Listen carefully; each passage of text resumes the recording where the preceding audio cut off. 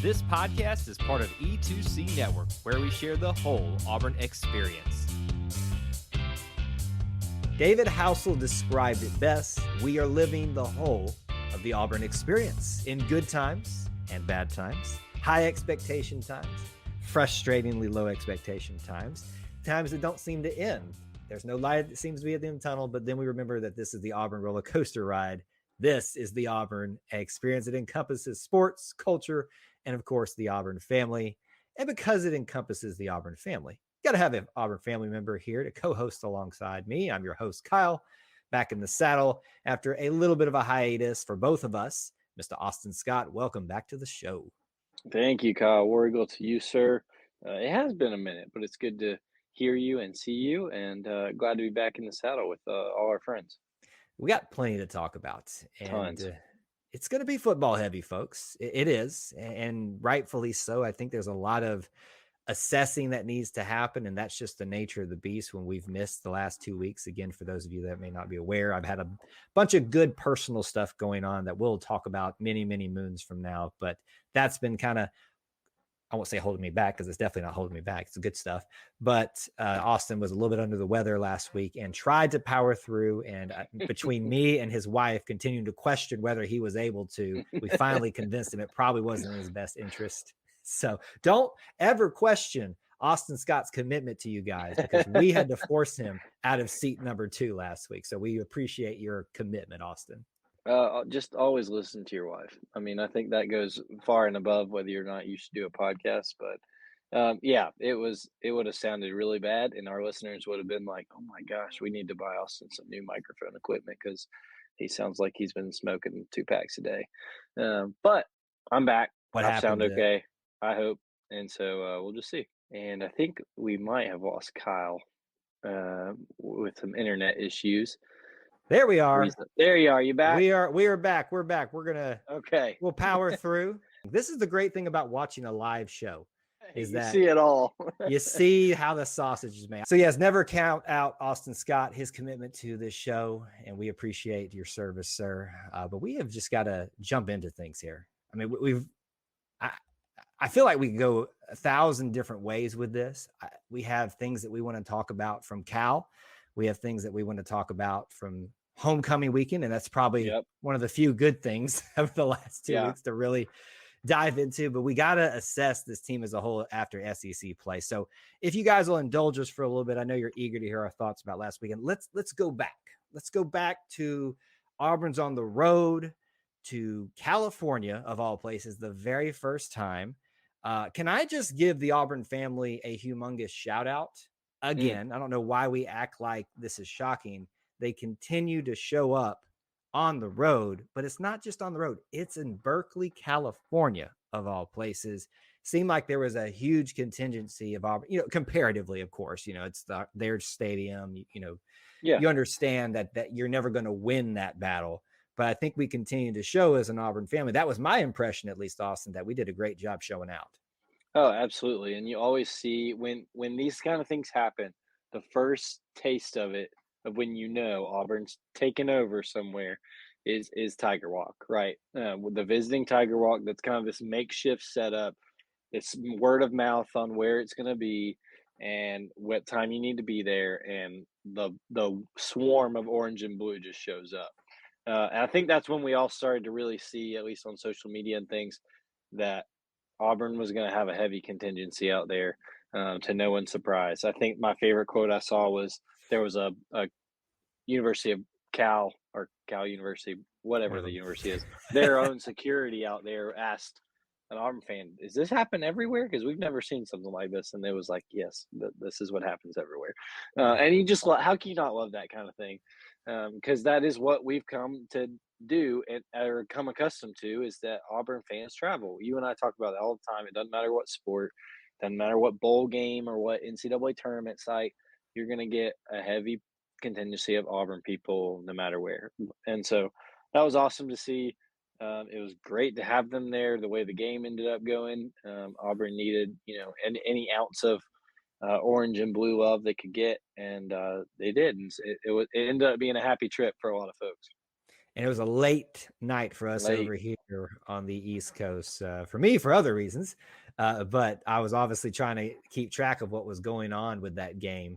I will tell you this: I anticipated us going down to the wire with Cal just because of the sheer nature of new team, new regime, new foundation being laid, and the stressors that can come with trying to adjust to travel schedules, to new how you warm up, how you prepare, get ready for a game on the road of that type of situation.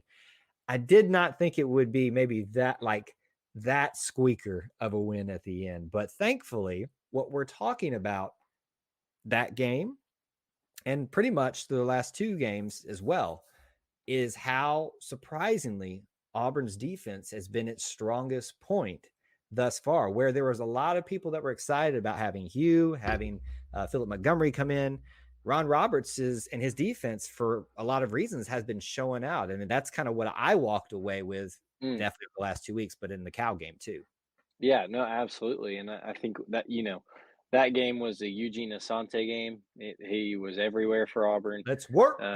Let's work. And, I think a big part of this defense was they've lost a lot of talent with a new scheme coming in, new defensive coordinator coming in. This could be the weak point for Auburn going into the year. You and I talked about that a lot, that's what it appeared to be. And it's been the opposite, as you said. And so it's good to see. It's definitely going to be beneficial now that we've kind of got a small sample size of what Auburn might look like this year. And so thankfully that defense has figured out kind of where their playmakers are and where their strengths are, and they're just utilizing them. I love that they're going after the quarterback. They're, blitzes are heavy in this for this group, and it needs to be with what the personnel is. So I've been really impressed with Ron Roberts, and I hope we see more of that now that we're getting into SEC play. Can we also point out that in terms of creating extra opportunities for your team, especially for your offense, we talked a lot about it last year in the final year of Brian Harsin. How long did it take us to get a turnover in the season? Wasn't it like too long? It was maybe 6 games into the season? No, maybe actually it was the 4th game, the Missouri game, with that goal line situation that happened where they fumbled.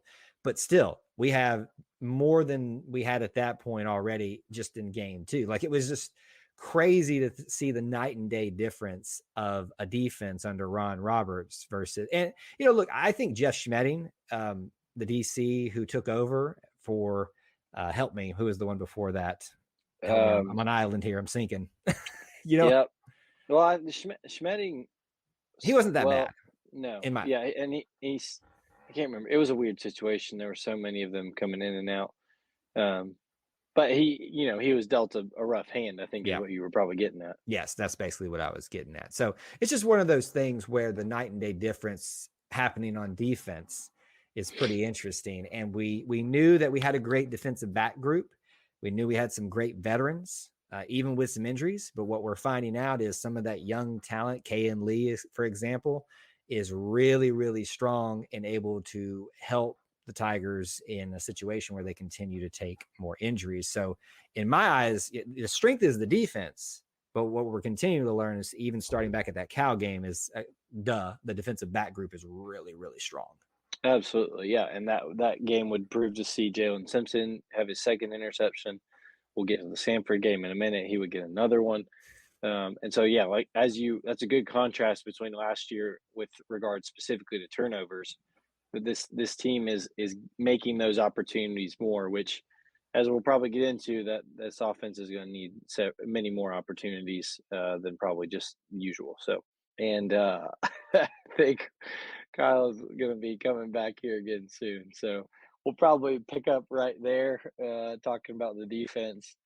It's going to be one of those nights, folks. We're running about as well as the Auburn offense is right now. I can't wait for you to go back and watch and see when I realize, and me just starting to ramble because I'm filling time with our people. But you'll see it in a minute. Hey, I think I'm just going to keep this point in. I think I'm going to keep it at this point, not even edit this second one in, just for the hilarity of it all.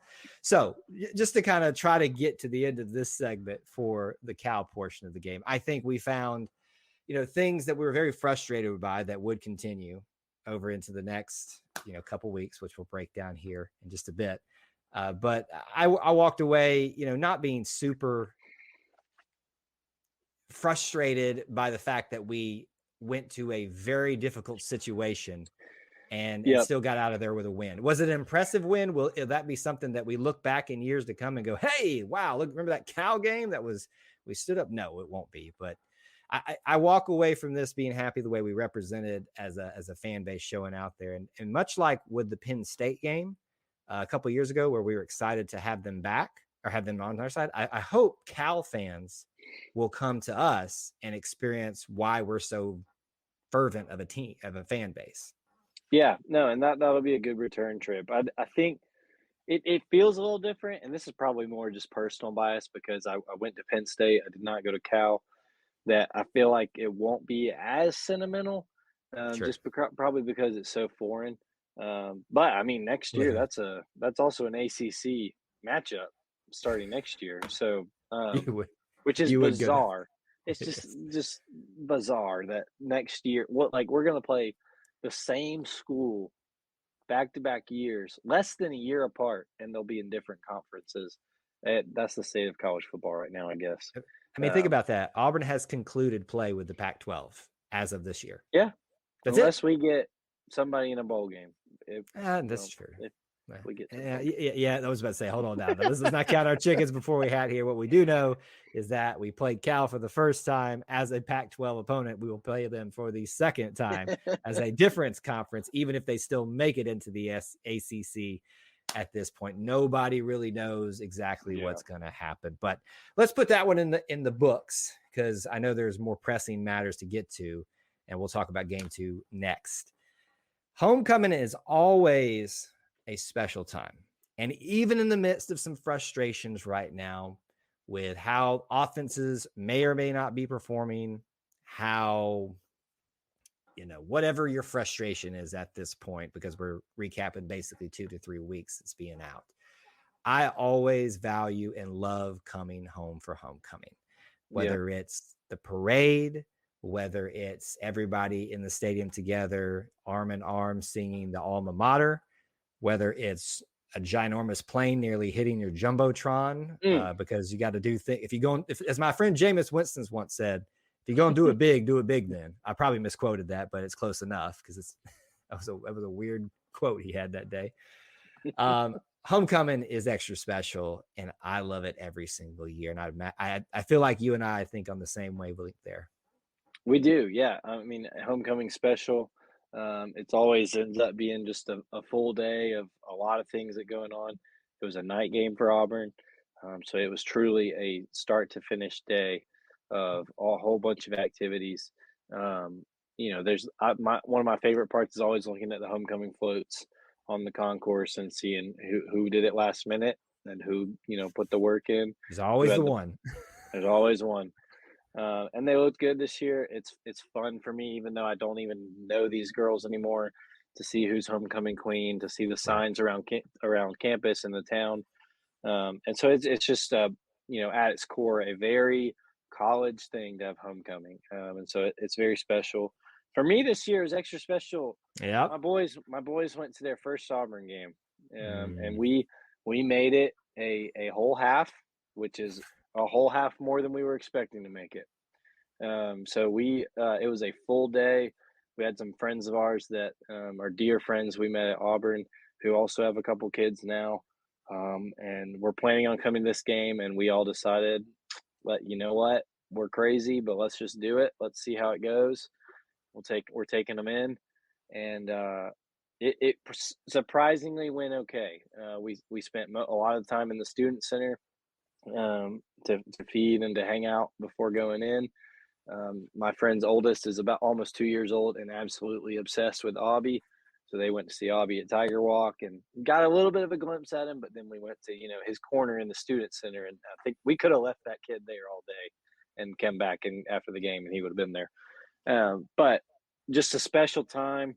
My friend Corey and he has a 6, 7 week old who also went. We ended up I have one who's a little more, what's the word here without me getting in trouble? I have one who's a little more needy of touch and Sure. needs to be held a little bit more and not as self content. me and him and Corey and his daughter, we just did laps around the stadium, around the bowl of the stadium, Yeah. for a good quarter and a half. And I tell you what, it was a lot of fun. I got vantage points I've never gotten at the stadium. I got to talk to a lot of friends I hadn't seen in a while that I just happened to see, and we got a lot of looks of two guys walking around the stadium with the baby on the front. But it was really cool, and it was something I'm never going to forget. We called it quits at halftime, which is as good as I could hope for. And but yeah, homecoming had a special meaning for me and Emily this year. That's for sure.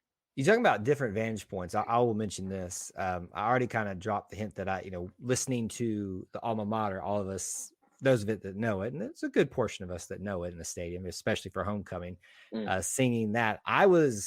Ironically, I just thought, because it was somewhat easy to do at that point in the game, I was going to walk up to the very top of the stadium. I sit in the upper deck with my season tickets. And frankly, I don't think I've ever been all the way to the top. As poor as I am, I don't think I've had that, bad of seats up there. But I went up there just to kind of get a wide shot of everything. And luckily it was right in time for the alma mater song. And you can find it on our Facebook page. I think it's on most of our social media, and it's gone pretty much viral there. But all the stadium swaying and singing together. You're just one of those moments where my little cheesy heart that's gotten extra soft for personal reasons of late just like hit me. And I'm like, my gosh, why does homecoming do this for me every single time? I'm singing underneath the sun-kissed sky. I'm gonna start tearing up right now. It's special, and it's homecoming always brings the alumni band. So Oh yes. there's tons more instruments. The volume is amplified. It's special, especially. You know what, Kyle? Though, and you brought it up a minute ago. I'm gonna try and steer you off so you don't get crying on our I live know, get stream all here. right here. It's a good thing you weren't up at the very top when that jet flew over. I was close enough to where I was in the upper I deck. believe it. It was, here's the great thing about sitting in the upper deck. For moments like that, you see what's coming, right? So we're all trying to be as respectful as we have, with our hands over our hearts, sticking the national, but you're always looking like this. And of course, me as a content creator, I've got my phone ready just for moments like that. Luckily, I did, because off in the distance, you see not an eagle, not a little prop plane, not even the little fighter jet. This just behemoth of a monstrosity just starts coming. I'm like, that's coming kind of, that's real low. That's lower than I feel comfortable with. Is that wing going to clip my neck? Like that thing comes through and just, I mean, it obviously had plenty of clearance. They knew what they were doing, but from the vantage point of the ground, some of the shots I saw, whoa, that thing came a lot closer than people thought that it would to the Jumbotron. Oh, absolutely. And this was before Corey and I decided to get up and walk around, before we realized just how tight our seats were going to be, the person in front of us when you have a baby on your chest. But that the boys had their earmuffs on and everything. That thing came over and Emily went, that thing's really close. That thing came over, and I mean, I had Brooks on me, and Brooks he's just barely dozing off, and he starts shaking. He's like, what in the world is that? So those little earmuffs are not jet fighter plane proof when they're just 100 yards above you in the air. The opponent for that game, Samford, you have a connection to, several connections to. I know maybe in some small corner of your heart it pains you a little bit just to see us do it like that to Samford. You're Auburn through and through. I'm not questioning this, but listen, you got connections there. I can understand if there might have been just a little corner that just said, I kind of feel bad for them, but they got a good paycheck. They got a good paycheck. We're several years removed from my time working there, for those that don't know. But it's Samford. I love that we play in-state schools. I always have. Some other people in the state decide not to. For whatever reason, they decide to spend their money elsewhere, and it ends up kicking them back in the butt, and they have to go to South Florida for some years. But all in all, I have family members that have gone to Samford. I have two cousins that are at Samford right now. It's a special school, but Auburn did what they needed to do, and it was no surprise to me what the outcome of the score ended up being. So good for them, and good for Samford, and all in all, a great homecoming for sure. Right. And we'll use this as maybe the last part of discussing homecoming because it'll be a great juxtaposition to what we're going to discuss in the final segment of assessing this team after first SEC play. But Peyton Thorne had a great night against Samford. You might say, yeah, it was against Samford. You might say, it's homecoming. Who cares? But you can't take that away from the dude straight up balled out and was the only reason we had not the only reason, but a big reason, channeling Cameron Newton, being the leading rusher, leading passer, obviously, and dropping a few dimes. Was he perfect by any stretch of imagination? No. Had 2 interceptions. One you could argue was not his fault. One was probably a poor decision on his part. But all in all, when you look at the final stat line for Peyton Thorne after that game, you're like, dude had a great game. I mean, at least we can at least say it for that week, right? Oh, Kyle, there's a popular country song by Toby Keith that says, I wish I didn't know now what I didn't know then. Wow. And that's where I'm at with this. Because you're right.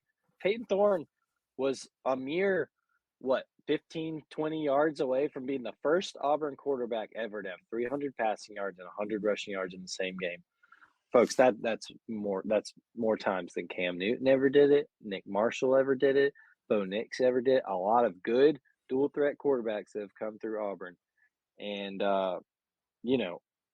I'd be lying if I said I think we found something here. Even though at Samford, I recognize it, we still had the interceptions.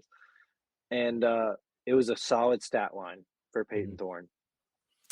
And as you said, a juxtaposition of what we saw yesterday in the A&M game, just the complete opposite, right? And so, yes, I think that there were positives we were all feeling after the Samford game, and they might have we all came back to earth a little bit yesterday. Sometimes we, in the Auburn experience, on this roller coaster ride, we feel like just as quickly as we fall, we can rise back up because it's happened before, as we'll talk about in the final segment. Sometimes it takes just a little bit longer. We'll see how much longer it takes. Final discussion tonight, Auburn versus Texas A&M.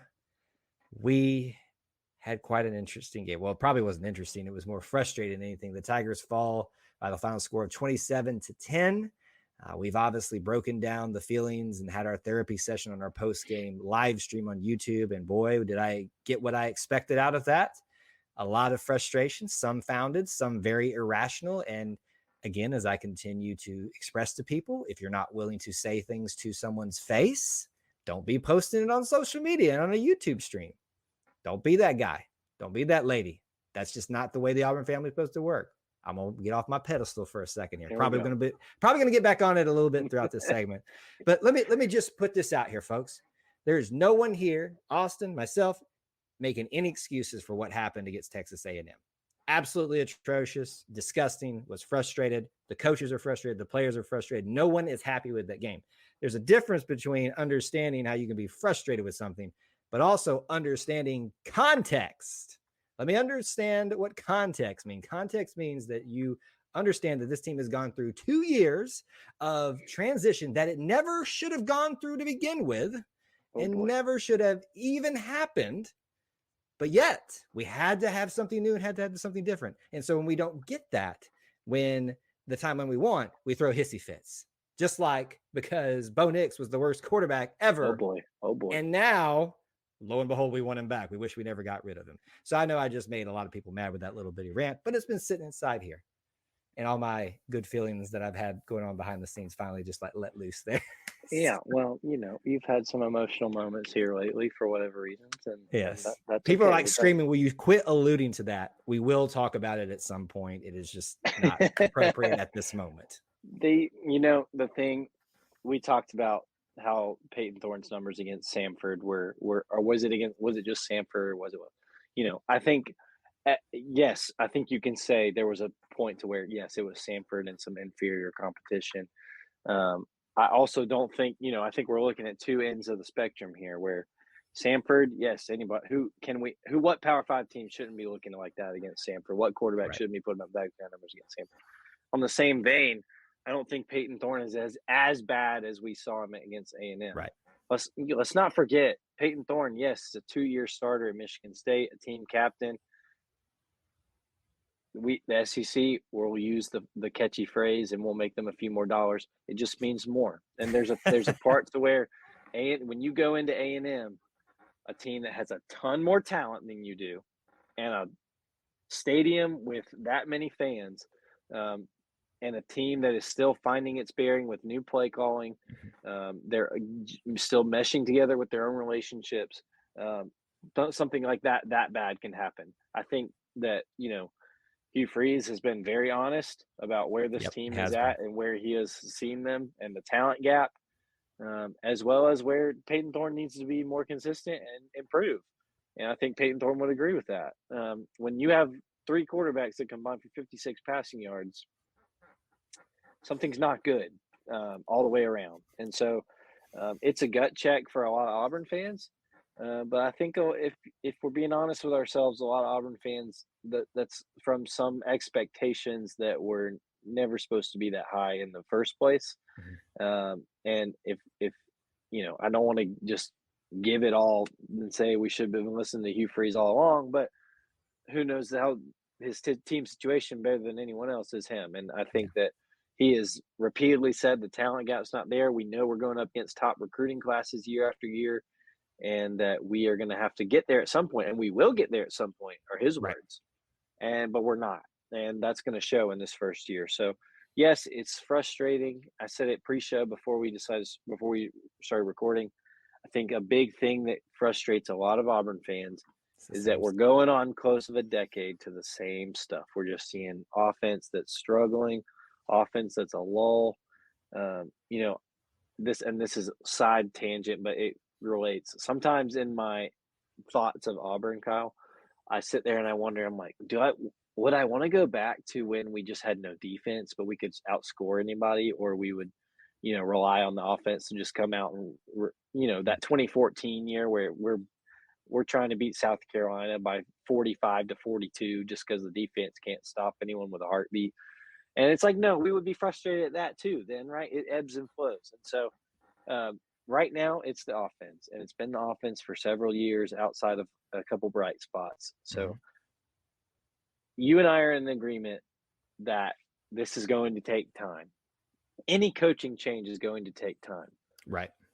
I think that Auburn was probably right to go ahead and move on from Brian Harsin because trends looked bad there. Yes. Like Auburn did not give him the time, but also it didn't look like, even given the time, I think you could make a arguable case that was not going to work out. Hugh Freeze is going to have time. And I think you're already seeing, based on recruiting, that there are more positives here, but that doesn't mean it's going to happen overnight. And unfortunately, while it would have been really great to be going into Georgia 4-0 and having already an SEC win at College Station with a team that you were hoping you were more even against, that wasn't the case. And so Auburn has offensive questions yet again, and it's going to take a lot of patience this year, I think, Kyle. I don't know how I could have put it any better. I should have let you just open up instead of me going on my rant. I said what we're feeling, or I'll speak for myself. What I'm feeling, you said what is the correct way to go about this. I know it's frustrating, folks. I know it doesn't appear like I get accused of being a Pollyanna, a sunshine pumper. By the way, if you accuse me of being a sunshine pumper, you're accusing me of being a positive person. Okay. Wow. Take a really hard shot there, Kyle. I don't know how I'm going to get back up from that insult, but I'm just saying, folks, we have to learn to look at context and to be patient. You asked for this. The collective, not all of us, the collective, though, which I am part of, said we wanted change. Boy, did you get it. So sit back, ride it out, and just be patient. Now, about the quarterback play, I'm not going to sit here and say, we talked about Peyton Thorne had a great game against Sanford. We talked about how awful it looked in this last game here. I actually agreed with the decision to bring Robbie in, as much as I don't like to switch quarterbacks in and out, because when you're getting that much of a pass rush from Texas A&M, and for whatever reason, the offensive line just wasn't getting together that game, you got to have a more mobile quarterback. And even as mobile as Peyton showed he was against Samford, we know Robbie is the athlete of the quarterback room. So why not put it in the hands of a guy that's got the best chance to escape, to make plays with his legs, to run on the run, make a play, even with throwing the ball. So I didn't disagree with the decision to pull Peyton. In fact, maybe we could have made an argument it could have happened a little bit sooner. I think there's a lot of people too that look at Peyton, look at Robbie, and say, why is Holden not getting a chance? As we've told you before, folks, if they're not playing the amount you think that they should be playing, there's a reason behind that. The coaches have 150% of the information. We have, I always say 33%. It's probably less than that. And I think Holden is an outstanding quarterback, an outstanding thrower. But there's a reason that Robbie gets to play more in their Peyton's, because they have earned it. And if you don't like that, tough cookies. Sorry. Yeah. I mean, you can just deal with it. Yeah. I mean, and if you want to be brutally honest, Holden got to play. Holden got to play when the game was still intact. It's not like the game was gone at that point. It was still a 2-possession game where Auburn had just gotten some momentum, and Holden Geriner comes in. And it's not like it, the momentum continued. Holden made some good throws and had some chances, but it's not like he moved the ball any better than the rest of the team that day. Sure. So that's where Auburn's at right now. And it's up to the coaching staff to figure out, with the hands they're dealt, how to best compete for Auburn.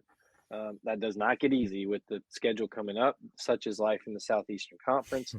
But it is their job to make sure that Auburn can they give Auburn the best chance to be successful and to win these games, no matter the circumstances. So we'll have to see. I think we just need to continue to stress patience. If you were expecting 10 wins this year, I'm sorry. That was your own fault. I'd like to also show you Bigfoot if you were expecting 10 wins this season, like as a legitimate reality. Was it a reality that's I think Bigfoot's a possibility, but someone's not been able to show me an ounce of credible evidence yet. Like that's impossible to disprove. So if you can show me impossible to disprove, I know I'm saying that backwards, evidence that we could have won 10 wins this season, it was possible. Unlikely. I think we all just need to take a step back and just realize, hey, boys and girls, buckle up. I'm going to use somebody who said, never mind, Kyle, back up. Back up. Back it up. Anyway, patience. And, maybe to round out this thought on Texas A&M, I feel like we're kind of alluding to this. I don't want to put words in your mouth. Do you feel like Saturday was more of a just everything went wrong that could situation and we looked a lot worse than we actually are? Or do you really think that there are just problems that have to be addressed and we're going to take time to address? I mean, what is your gut telling you about this team? Are they as bad as they looked, or is it fixable, more fixable? I don't think they're as bad as 3 quarterbacks for 56 yards. Like that's a level that has not been hit by Auburn in quite some time. And I think it was a combination of things. When I say the talent gap between Auburn and A&M, I'm mainly talking about the recruiting level. A&M is not. You're not going to see A&M in the top 25 today. You're not going to see A&M. There's a reason for that. Correct. There is still issues on their side of the ball, and I think Auburn was just hoping to, see if that gap was a little more closed than they thought, outside of just the talent on the field as far as recruiting level. If that game is in Jordan Hare Stadium, what's it look like? Who knows? The fact of the matter, it wasn't. But Auburn has a chance the rest of the way to see where they match up against the rest of the teams in the league. And I don't think that they're going to, be 3-9 this year, with only Vanderbilt or I know that would be losing the rest of the way out. There's wins left on the schedule for this team, no matter where you think they're at right now. And especially as they continue to gel and get better and this coaching staff continues to see what they have. So I don't think they're as bad as they were Saturday. I think a lot went wrong, but I think A&M was just better, if we're being completely honest. So we'll see. We'll see how it goes. It's sad and it's unfortunate, and I sympathize with a lot of the frustration. I do too. But at the same time, Do I want to go? We don't have to. We don't have to say the things we're saying. So I want our quarterbacks to be bodacious too, but they're just not. What, Kyle? What? I wasn't ready for that one. I'm gonna be honest with you. I wasn't ready for that one.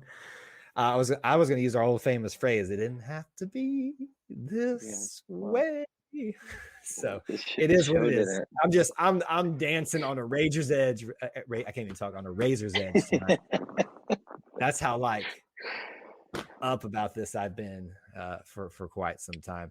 Patience, saddle up, folks. It's still great to be an Auburn Tiger, whether you believe it or not. And there's still plenty of season to sit back and enjoy. And maybe with a little bit of hope, you might see a little bit of magic come out in the Hugh Freeze era, even in year one. That's going to do it for episode 51. We finally got it in the can after a few weeks of the Auburn Experience podcast. If you want to catch up with me, you can do so on X. I guess we're officially saying it now, at Kyle Loomis 24. I'm sure there will be plenty of opinions about what I had to say. So hit me up there. Let's talk about it if you want to. Where can they find you? Austin G. Scott on just about anything. Go after Kyle. I'll take it. Happy to talk with you. And I'm sure you've already gotten some reactions to things you've posted. I haven't gone back to see how those are turning out for you. Not as much as you think, but That's I good. think some people are realizing I'm not saying I'm all knowing here, but I think there's some sound reasoning in some of this stuff. So let's just leave it there, and I'll probably say one less thing before I get myself in further trouble tonight. Thank you guys for listening. Till we talk to you again. War Eagle. War Eagle.